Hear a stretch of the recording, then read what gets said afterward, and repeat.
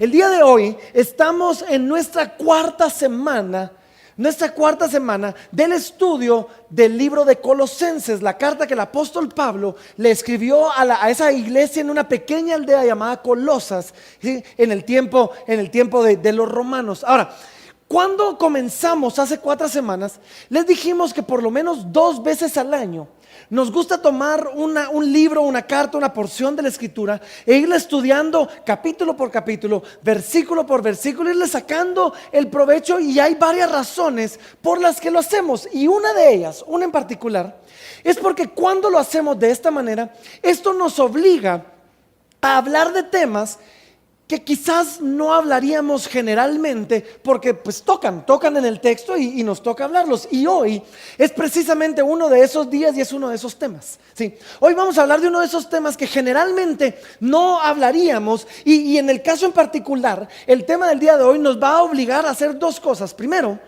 nos va a obligar a tratar con un texto teológicamente un poco complicado, ¿sí? Y voy a hacer mi mejor esfuerzo por explicarlo bien para que no haya ninguna confusión. Pero segundo, es un texto que tiene implicaciones o bien aplicaciones un poco incómodas o un poco complicadas, y que espero yo nos muevan la silla un poquito, nos incomoden un poco y nos impulsen a vivir una vida en misión o con la misión de Dios en mente. Así que hoy precisamente, no, como les digo, generalmente no hablaríamos de un tema como este, o por lo menos no de la forma en que Pablo lo presenta, pero eso nos toca. ¿Por qué? Porque queremos pensar, y esto es lo que nos pasa, ¿sí? Queremos pensar que la vida con Dios, que la vida en Dios, que cuando venimos a Cristo, que cuando servimos a Cristo, todo es color de rosa. Todo es lindo, todo es bueno, todo es fácil, ¿sí? No tenemos problemas, no tenemos complicaciones, somos más que vencedores por medio de aquel que nos amó, y todo va a ser maravilloso, vas a tener tu mejor vida ahora, o qué sé yo, y se nos olvida. Bueno, quizás no se nos olvida, pero de repente, con el tiempo, nos topamos con la vida cristiana, nos topamos con el evangelio y nos vamos dando cuenta que no todo es fácil, que no todo es tan bonito, y que a veces el llamado al evangelio es un poquito más complicado. Yo me recuerdo, a mí el Señor me llamó al ministerio cuando yo tenía 17 años.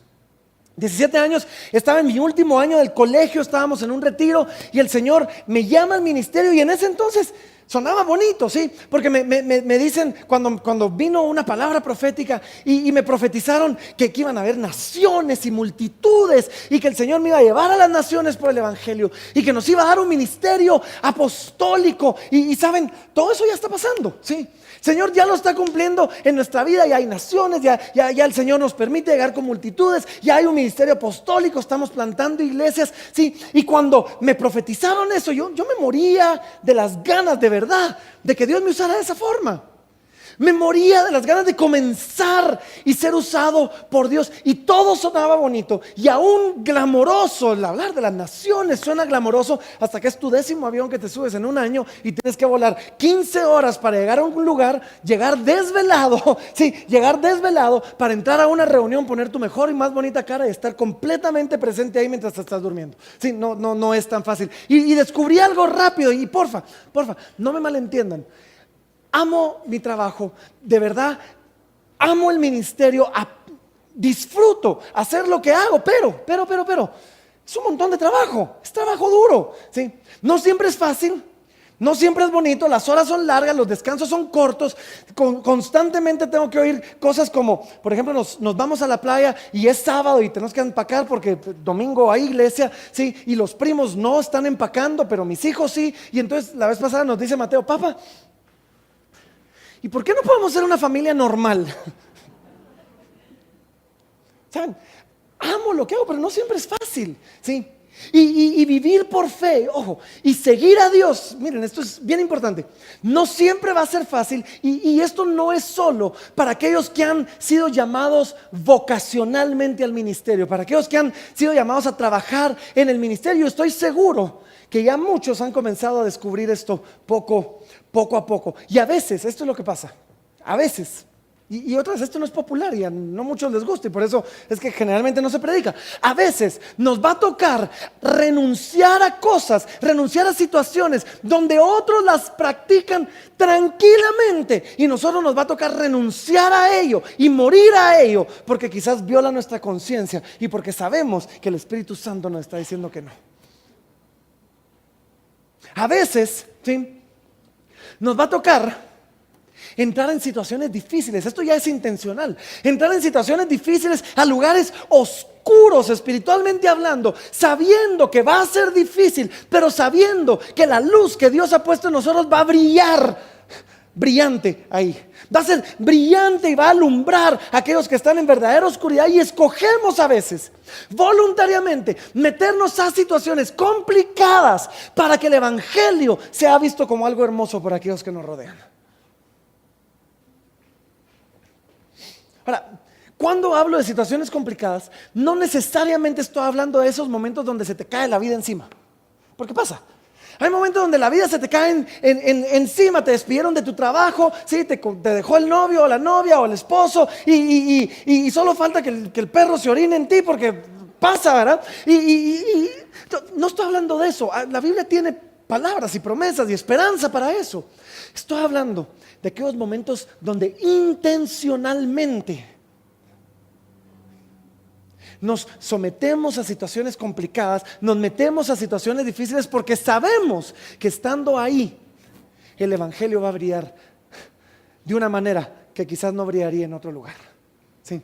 Y eso fue lo que Pablo descubrió en su ministerio. Y eso es lo que ahorita Pablo le va a hablar a los colosenses. Y si ustedes se recuerdan, la semana pasada fue un mensaje fácil, ¿sí? Hablamos de la supremacía de Cristo. Cristo es Señor de toda la creación, ¿sí? Todo fue creado por Él y para Él es lo máximo, ¿sí? Y después hablamos de lo que Él hizo y Él nos salvó y nos rescató y todo esto. Y el versículo con el que terminamos, el versículo 23, termina con una pequeña expresión de la semana pasada de lo que Pablo está diciendo. Miren, Colosenses 1:23 nos dice así, y solo vamos a ver el final, donde habla de la esperanza del evangelio y después dice, del cual, de ese evangelio, dice, yo Pablo fui hecho ministro. Pablo había sido hecho ministro del evangelio, había sido hecho ministro de parte de Dios y está a punto de contarnos el precio que él ha tenido que pagar por su ministerio. Pero también nos va a contar lo que ha logrado a través de su ministerio, ¿sí? Pero antes de realmente pasar a leer esto y estudiarlo, quiero decirles algo para que no sientan esto así extraño a nosotros o ajeno a nosotros. Porque tenemos la tentación de leer esto y decir, sí, pobrecito Pablo, ¿verdad? Pobrecito Pablito, Dios lo bendiga, sí que a él le tocó todo esto. No, todos nosotros, todo aquel que ha creído en Jesucristo como su Señor y Salvador, todo aquel que ha confiado su vida en Cristo es un ministro del evangelio. ¿Esté consciente o no esté consciente? Fuimos llamados a ser ministros del evangelio. Y miren lo que dice, y no lo busquen, pero miren acá. En 2 de Corintios capítulo 3, versículo número 6 dice, el cual asimismo, está hablando de Jesucristo, dice, el cual asimismo nos hizo a ti y a mí, a todos nosotros, a los corintios y a los casalibertadenses, o como nos querramos decir, sí, a ti y a mí, dice, él nos hizo ministros competentes de un nuevo pacto, no de letra, sino del espíritu, porque la letra mata, mas el espíritu vivifica, ¿sí?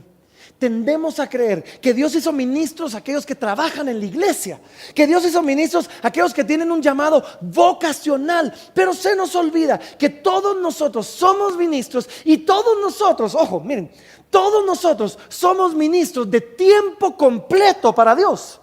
La diferencia es que algunos sirven de tiempo completo a Dios como pastores y otros sirven de tiempo completo a Dios como ingenieros o como abogados o como diseñadores o como administradores o qué sé yo, pero todos servimos a Dios de tiempo completo. Y lo que Pablo está a punto de describir aplica para todos nosotros y para algunos. Para algunos quizás venga como una explicación y digan, esto explica mucho. Para otros, quizás esto sea un reto, algo que nos incomode un poquito y que nos lleve a pensar cómo intencionalmente podemos hacer que en nuestra vida el Evangelio brille todavía más fuerte. ¿Están conmigo? Ya los asusté, ¿verdad? Sí. No se preocupen. Colosenses capítulo número 1, versículo número 24. Vamos a comenzar ahí. Miren cómo comienza Pablo diciendo así, dice: ahora me gozo en lo que padezco por vosotros y cumplo en mi carne lo que falta de las aflicciones de Cristo por su cuerpo, que es la iglesia. Ahora, este es el versículo que les digo que es teológicamente complicado. Así que déjenme comenzar quitando esa complicación teológica de en medio. ¿Por qué? ¿Por qué es complicado? Porque parecería estar diciendo que lo que Cristo padeció por su iglesia está incompleto. Y que nosotros debemos ahora padecer para completar la obra de Cristo por su iglesia. Eso parecería que está diciendo. ¿Sí? Ahora, esto es complicado porque nosotros entendemos que la obra de Cristo fue terminada, o sea, consumado es, no hay nada más que hacer. Todo fue hecho, todo fue acabado, el precio fue completamente pagado, no hay nada que esté faltante de la obra de Cristo. Pero aquí pareciera decir lo contrario. ¿Sí? Y es más, miren esto. Hebreos capítulo 10, se los voy a leer. Versículo 10, dice así, para que vean que la obra de Cristo está completa sobre nosotros. Dice: en esta voluntad somos santificados mediante la ofrenda del cuerpo de Jesucristo, miren esto, hecha una vez y para siempre.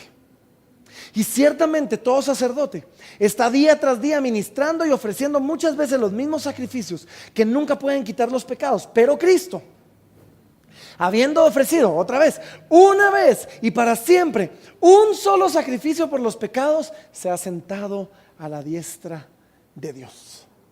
No hay nada que tú y yo, no hay nada que ninguno de nosotros pueda hacer que le sume o que mejore la obra de Cristo en la cruz del Calvario por nosotros. Nada. ¿Sí? No hay nada que tú y yo podamos traer a la mesa para aportar a la obra que Él hizo para salvarnos en la cruz del Calvario. Él nos salvó no por obras, no por lo que hicimos, no por lo que vayamos a hacer. Él nos salvó porque Él es bueno, por su misericordia, y ofreció un sacrificio perfecto a su Hijo por nosotros. La obra está completa. Ahora, si eso es cierto, entonces ¿qué está diciendo Pablo? ¿A qué se refiere Pablo en el 1:24? ¿A qué se refiere Pablo cuando dice que Él cumple en su cuerpo las aflicciones que faltaban de Cristo por su iglesia? Entonces, créanmelo, luché con este texto por horas de horas esta semana. Lo platicamos, lo discutimos, lo estudié y les voy a dar la versión resumida para ahorrarles un montón de trabajo. La versión resumida es esta: lo que falta de las aflicciones de Cristo es presentárselas en persona a aquellos por los que Cristo murió. Se los voy a explicar mejor. ¿A qué me refiero por esto? Lo que falta de las aflicciones, por así decirlo, es que la gente las conozca. Y estas van a ser conocidas cuando sean llevadas a cabo por los ministros del Evangelio, para que los que no conozcan el Evangelio puedan verlo en ellos. O sea, lo que significa es que nosotros, como ministros del Evangelio, vamos a llegar con aquellos que no conocen el Evangelio, y quizás vamos a llegar pagando un precio. Y cuando ellos vean el precio que hemos pagado, van a decir: wow, lo que este estuvo dispuesto a hacer para que yo conozca el Evangelio refleja lo que él hizo por la iglesia. Y entonces, en esas aflicciones que el ministro pasa, el que no conoce el Evangelio ve las aflicciones que Cristo pasó por su iglesia. Se los va a poner de otra manera. Pablo vio su propio sufrimiento como una presentación al mundo de las aflicciones de Cristo, para que ellos vieran en su sufrimiento el amor de Dios por ellos. Todavía les veo cara confundida, así que déjenme ponerlo de otra forma. Sí. Debemos hacer, déjenme leer esto. Debemos hacer las aflicciones de Cristo reales para la gente a través de las aflicciones que estamos dispuestos a sobrellevar para ofrecer a Cristo a ellos.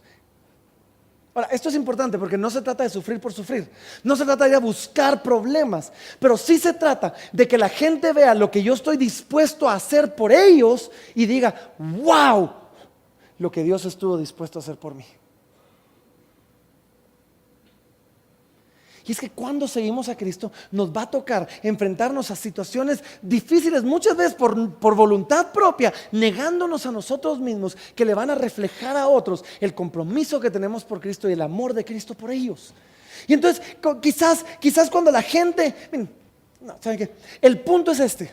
El punto es que necesitamos llevar el evangelio a la gente, ya sea al otro lado del mundo o del otro lado de mi escritorio. ¿Sí?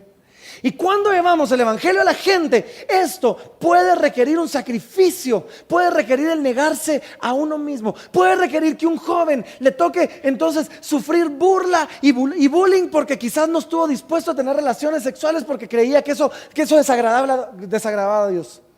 Quizás puede significar renunciar a un buen negocio porque eso implicaba violar mi conciencia.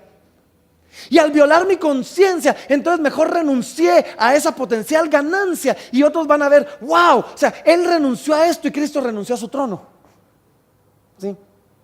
Quizás va a implicar para nosotros, qué sé yo, en el trabajo, rehusar hacer algo o en la relación, en todas partes. Vamos a vernos en situaciones donde necesitamos renunciar a algo y eso tiene el potencial de hacer que los otros vean reflejado el evangelio en nuestra renuncia a aquello que podríamos hacer tranquilamente como lo hacen nosotros. Estaba escuchando una historia, no me recuerdo de dónde era este misionero, pero es la historia de un misionero. Y este misionero contaba que había llegado a una aldea, otra vez, perdón, no me recuerdo de dónde, pero la historia me encantó. Y llegaba a una aldea y el misionero venía solo, ¿sí? Había pasado años ya predicando de aldea en aldea, estaba cansado, ¿sí? Y llega solo a esta aldea, ¿sí? Descalzo porque ya se había quedado sin zapatos, los pies llagados. Y cuando llega comienza a querer compartir el evangelio con la gente. Y la gente lo saca casi a patadas de la aldea. Y lo sacan y no lo reciben. Y lo sacan y él se va un poquito pues avergonzado pero cansado. Y busca un árbol afuera de la aldea donde recostarse, se recuesta en el árbol y se queda profundamente dormido, estaba agotado. Y cuenta que cuando se despierta, se levanta y encuentra la aldea entera ahí. Y el jefe de la aldea le dice, venimos a hablarte y a pedirte disculpas por haberte sacado de nuestra aldea. Cuando vimos tus pies descalzos y heridos, nos dimos cuenta que eras un hombre santo. Y sabes, queremos y venimos para escuchar el mensaje por el cual estabas dispuesto a sufrir de esa manera para traérnoslo. Entonces Pablo dice, miren, yo me gozo por lo que me ha tocado padecer por ustedes, porque de esa manera cumplo en mi carne, de esa manera cumplo lo que faltaba, ¿sí? Anuncio a ustedes los sufrimientos de Cristo por su iglesia. Ahora, yo sé que esto suena así complicado, pero saben, yo he oído a gente y quizás reconozco, yo mismo he dicho lo que les voy a decir ahorita y era una tontera, así que me arrepiento públicamente. Sí, yo mismo he dicho esto y he oído a gente que dice, ¿saben? Es que el cristianismo es maravilloso. Si cuando yo me muera resulta que todo era mentira, aún así no me arrepiento. Con gusto hubiera vivido de la manera que viví. ¿Saben? Eso es una tontera. Suena bonito, pero es una tontera. Y suena bonito cuando nos han presentado un cristianismo donde ven a Jesús y todo te va a ir bien y vas a ser prosperado y vas a tener éxito y glorias y tu mejor vida ahora y todo eso. Sí, todo eso suena lindo de esa manera. Pero cuando entendemos que el evangelio es negarse a uno mismo, tomar su cruz y seguirlo y meterse a situaciones intencionalmente donde quizás sean difíciles para que la gloria del Señor alumbre, más vale que esto sea cierto, porque como decía Pablo, si esto no es cierto, somos dignos de lástima. Es más, Pablo le decía, somos los más dignos de conmiseración de todos los hombres.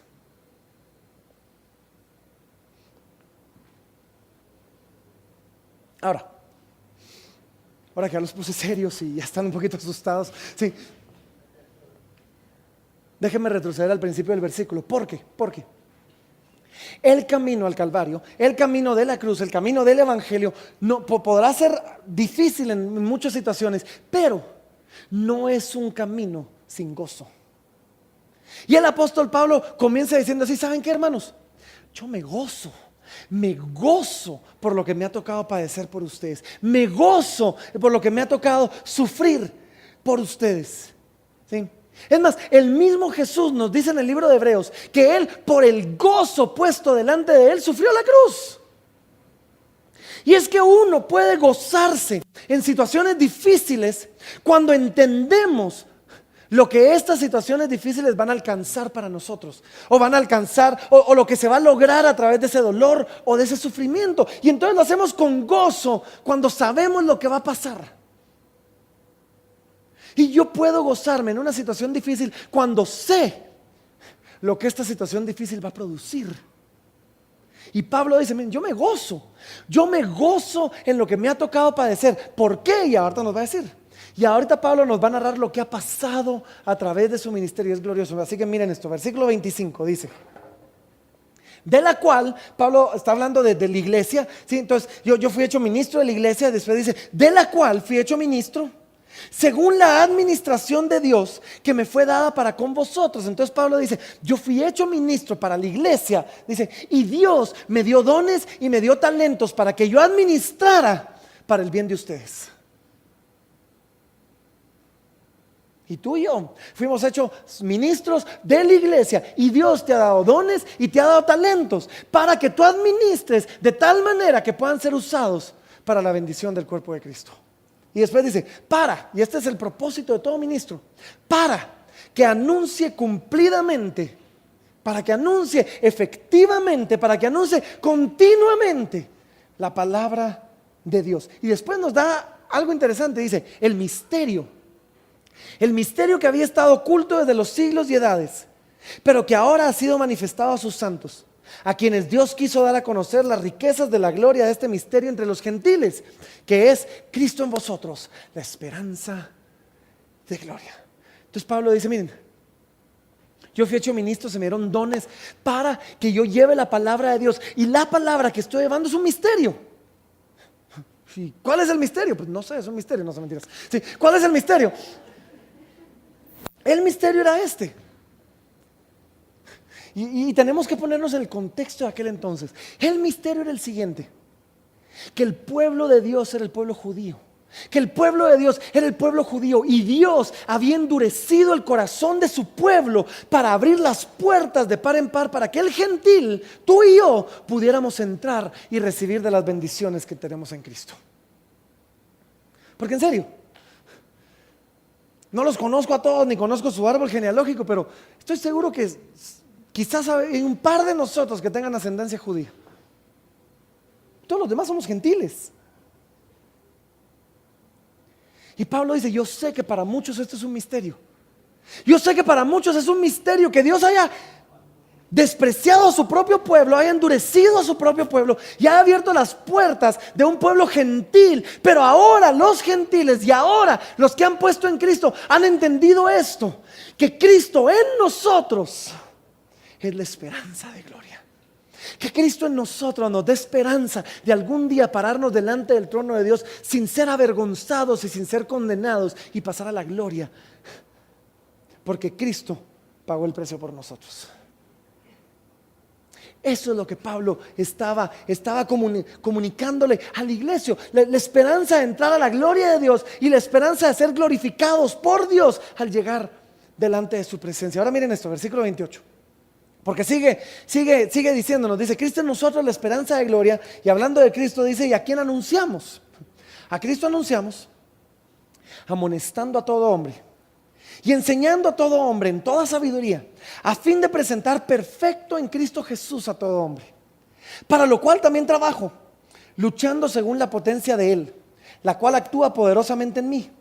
Porque quiero que sepáis cuán gran lucha sostengo por vosotros y por los que están en la Odisea y por todos los que nunca han visto mi rostro, para que sean consolados sus corazones, unidos en amor, hasta alcanzar todas las riquezas del pleno conocimiento, a fin de conocer el misterio de Dios, el Padre, y de Cristo, en quien están escondidos todos los tesoros de la sabiduría y del conocimiento. Déjenme explicarles esto. Pablo está diciendo que a través de su ministerio, a través de la predicación efectiva de la palabra de Dios, a través de muchas veces regaños y a través de la amonestar a los hermanos para que vuelvan a Dios en arrepentimiento, Pablo ha logrado algunas cosas que todo aquel que pone su vida en disposición de Cristo va a ver pasar en gran manera o en pequeña manera. Y dice, a través de esto, ahora voy a poder presentar, versículo 28, voy a poder presentar a todo hombre perfecto delante de Dios. Ahora, no se requiere mucho para darnos cuenta que no somos perfectos, ¿sí? Nosotros lo sabemos y cualquiera que nos rodea, si ustedes tienen el valor de preguntar y le preguntan a alguien, decime, ¿cuáles son mis defectos? ¿En serio? Ok, está bueno, ¿verdad? Que quizás hasta se dan, hasta uno tiene que decir, sí, ya, parale, pues, ya estuvo, ya entendí, no soy perfecto. Sí. No somos perfectos. Ahora imagínense esto bajo la lupa de un Dios que conoce hasta lo más profundo y lo más oscuro y el pensamiento más escondido de nuestro corazón. Dios conoce eso. No somos perfectos delante de Dios. Y sin embargo, Pablo dice, a través de la predicación y a través de lo que yo estoy haciendo, sí, me va a tocar sufrir, pero después este sufrimiento va a causar que todos ustedes sean presentados como perfectos delante de Dios. Que todos ustedes a través de Cristo sean limpiados, sean tan santificados, sean purificados y sean hechos de tal manera que Dios los vea y cuando los vea diga, perfección. Y Pablo va a lograr más cosas. Y dice que a través de su ministerio, versículo 1 nos dice, sus corazones iban a ser consolados. ¿Consolados de qué? Bueno, consolados de la persecución que ellos estaban pasando en el primer siglo o simplemente consuelo. ¿Saben? El consolador era aquella persona que después de una batalla mala, cuando alguien había perdido una guerra, el consolador se levantaba delante del ejército en la noche y les decía, hey, mañana va a ser un mejor día, mañana les va a ir mejor, mañana van a ganar la batalla, hey, no tienen la toalla, levántense. Ese es el consolador. Y Pablo dice, miren, a través de lo que yo hago, sí, aunque a veces me toca duro, sus corazones van a recibir consuelo. Y a través de lo que yo hago, versículo número 1 también nos dice, vamos a aprender la unidad, ¿sí? Vamos a aprender la unidad, unidos en amor, que solo Cristo nos puede dar. Y vamos a alcanzar, versículo 1 también, las riquezas del pleno conocimiento de Dios. Ahora, esta parte no suena fea. ¡Wow! Lo que hacemos tiene implicaciones eternas. Lo que hacemos nos ayuda a presentar a los hombres perfectos delante de Dios. ¡Wow! Eso suena bonito. Esto suena maravilloso, suena buenísimo. Y saben, si regresan al versículo 29, miren esto, porque yo sé que ciertamente yo quiero esto. Dice así, dice, para lo cual también trabajo luchando según la potencia de Él. Y miren esto qué lindo. Dice, según la potencia de Él, la cual actúa poderosamente en mí. Yo no sé ustedes, yo quiero ser usado poderosamente. ¿Cuántos quieren ser usados poderosamente? ¿Sí? ¿Cuántos quieren que Dios los unja de tal manera que cuando ustedes se paren, su potencia actúe poderosamente en ustedes? No hay tantos amenes, sí. Es porque saben que les voy a decir algo no tan bonito después, ¿verdad? Sí, ya lo ven venir, pero déjenme preguntar otra vez. Sí, ¿cuántos les gustaría poder decir como Pablo? ¿Saben? Sí, yo trabajo, yo me esfuerzo, pero Dios obra poderosamente en mí. Yo quiero eso, ¿ustedes quieren eso? Sí, entonces miren el 4, dice, pero. Esto les digo para que nadie los engañe, con palabras persuasivas. Porque aunque estoy ausente en el cuerpo, no obstante en espíritu estoy con vosotros, gozándome y mirando vuestro buen orden y la firmeza de vuestra fe en Cristo. ¿Saben qué es lo que está diciendo Pablo? Dice, miren, Dios me ha usado poderosamente. Sí, y Él ha puesto su espíritu, Él ha puesto su potencia poderosamente en mí. Y cuando yo hablo, la gente viene y se convierte y ahora son presentados perfectos delante del Padre y que experimentan el amor y el consuelo y la unidad que solo Cristo puede dar. Pero ser usados así tiene un precio. Y ahí es donde Pablo dice, pero que nadie los engañe con palabras persuasivas. Yo no sé, a veces queremos decir, ¿cuántos quieren ser usados por Dios? Amén. ¿Y qué vas a hacer? Voy a ir a ver tele porque no vi toda la semana y me voy a poner al día en mis series. ¿En serio? No, en serio. Pretendemos no hacer nada y recibirlo todo. Y Pablo dice, no, esto tiene un precio. Esto tiene un precio. Y lo mirábamos en el versículo 29, dice, para esto, ¿sí? En el versículo 29 decía, para lo cual también trabajo. Esto implica trabajo, dice. Y después dice, y lucho por ustedes. Y si nos vamos al versículo número 1, miren lo que dice. Dice así, dice, porque quiero que sepáis cuán, no solo lucho, cuán gran lucha sostengo por ustedes. Y quién sabe, quizás el precio que nos toque pagar es el completar en nuestro cuerpo los sufrimientos de Cristo por su iglesia, para que otros puedan ver en nosotros la manera en que Cristo sufrió por ellos. ¿Queremos ser usados poderosamente? No nos engañemos, esto viene con un precio. Pero tampoco nos engañemos, porque quizás alguno dice, mire, pastor, ¿y si solo soy un cristiano normal? No existe tal cosa. No existe tal cosa. Si tú fuiste enlistado en este ejército, ahora sos un ministro del evangelio. Ahora somos ministros del evangelio. La diferencia es si vamos a ponernos voluntariamente en lugares quizás difíciles para que la luz del evangelio brille, o vamos a ser puestos por Dios en lugares difíciles y Dios se va a encargar que la luz que hay en nosotros brille.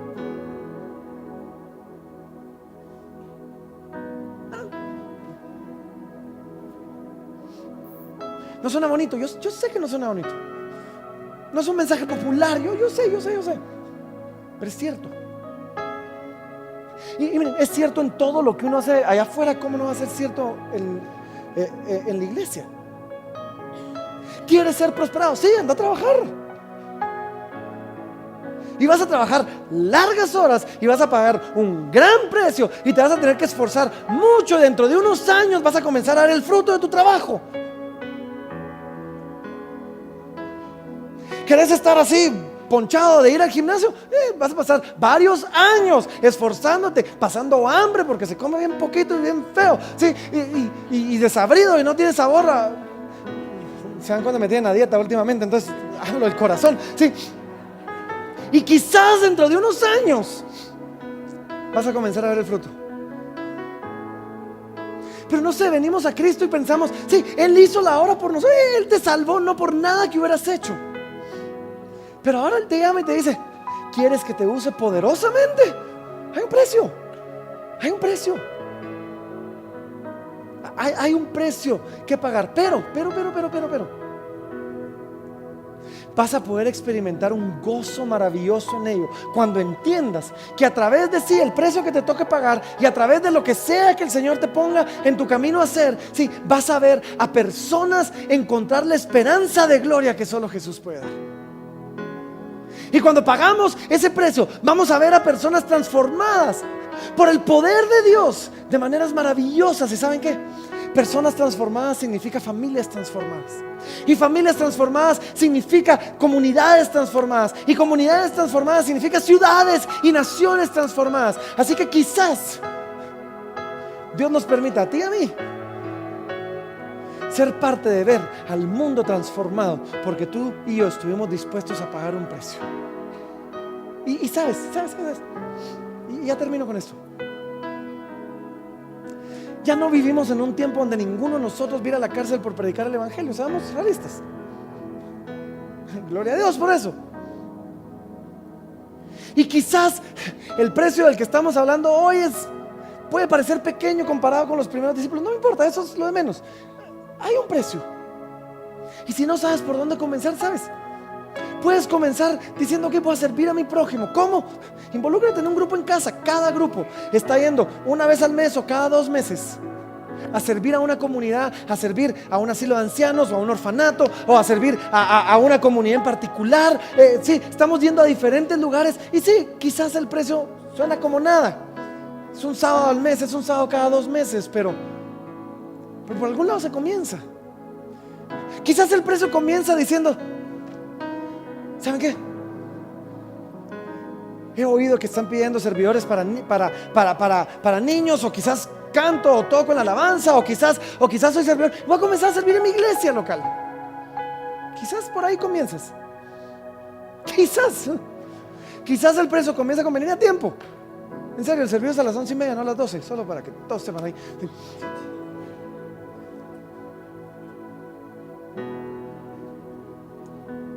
Quizás no va a ser fácil. Yo no sé qué te ponga Dios a hacer. Quizás tú eres de los afortunados que Dios les ha dado abundancia y prosperidad y te ha llevado a un lugar realmente privilegiado. No quiero que te sientas mal de estar ahí, para nada. Gloria a Dios por ti, pero esa no es la norma, eso no es lo que le pasa a todos. Y estando ahí, Dios te puede usar de maneras tan maravillosas, con esos recursos que te ha dado y con esa influencia que te ha dado, para bendecir a otros, que porfa no lo vayas a desaprovechar. Y no vayas a creer que lo que Dios te está dando es solo para que tú tengas más. Pero otra vez, quizás no va a ser fácil. Pero vamos a poder ser parte de algo maravilloso, de poder ayudar a presentar a personas perfectos delante del Padre. Y por eso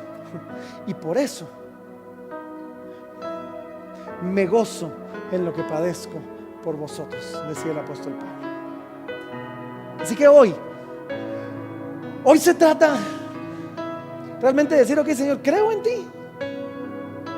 ¿Creo en ti o no creo en ti? Voy a creerte a ti, voy a creer que tú puedes hacer algo en mí, voy a creer que tú puedes hacer algo a través de mí, que produzca en ti gloria y honra. Sí, va a haber un precio, pero tú vas a recibir toda la gloria, y tú vas a recibir toda la gloria, y al final toda la honra, y al final del día, para eso fuimos todos nosotros creados. Así que ahí donde estás, ponte de pie, pónganse todos de pie.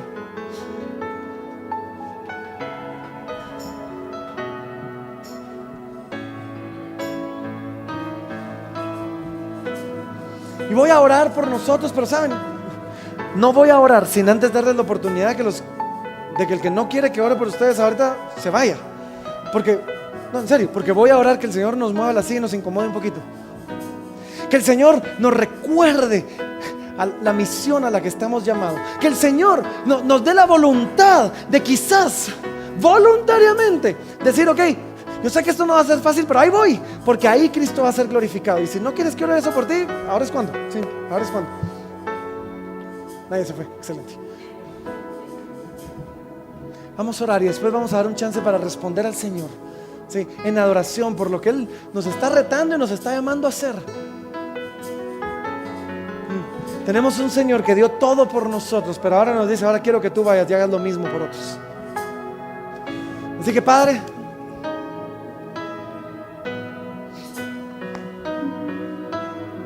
Señor, yo oro en el nombre poderoso de Cristo Jesús, primero agradecido que tú no pides de nosotros nada que tú no hayas hecho por nosotros antes, y que tú renunciaste a tu trono, renunciaste a tu gloria, bajaste, te humillaste, veniste a la tierra en la misión enviado por el Padre para rescatar a muchas personas y llevarlos de regreso a tu reino, Señor. Y hoy tú nos llamas a hacer lo mismo por nuestros hermanos. Y Padre, hoy oro por mí. Hoy no oro por todos mis hermanos, hoy oro por mí, diciendo: Señor, heme aquí. No sé exactamente lo que tú tienes preparado adelante, no sé exactamente todos los pasos que tú tienes para que yo dé, Señor, y mi familia, pero Padre, yo y mi casa te serviremos a ti. Y anhelamos que tu potencia esté sobre nosotros poderosamente. Y decimos: heme aquí, Señor. Sabemos que hay un precio que pagar, estamos dispuestos. Si esto va a significar que más personas van a llegar al conocimiento tuyo y que más personas van a ser presentados perfectos delante del Padre. Señor, yo oro en el nombre de Jesús por mis hermanos, para que tú también pongas en sus corazones la disposición de vivir en misión, de vivir una vida misional, una vida que intencionalmente busca en todo momento la forma en que tú brilles de una manera más grandiosa y busca estar en situaciones donde tú puedas brillar a través de ellos. Padre, yo oro que tú nos incomodes quizás, y que tú nos retes hacia ti. Te lo pido, Padre, en el nombre de Jesús. Mientras estamos así, quiero dejar un par de preguntas en tu corazón y después te voy a invitar a que respondamos. Porque la verdad es que yo me hice esta pregunta y no me gustó la respuesta. Y la pregunta es esta: ¿cuándo fue la última vez que el servir al Señor realmente te incomodó? ¿Cuándo fue la última vez que servir al Señor realmente te implicó renunciar a algo? Dejar algo por un lado, morir a ti mismo, negarte a ti mismo por Él.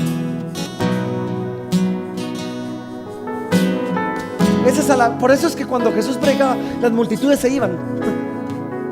Su mensaje no era fácil, siempre. Pero hoy te pregunto, ¿estás dispuesto a creer en Él? ¿Estás dispuesto a decirle: Señor, creo en ti, creo en lo que tú harás en mí? Porque si eso es así, de verdad vamos a estar en un lugar donde Él puede y va a recibir toda la gloria y toda la honra. Así que, ¿qué tal si le decimos eso al Señor?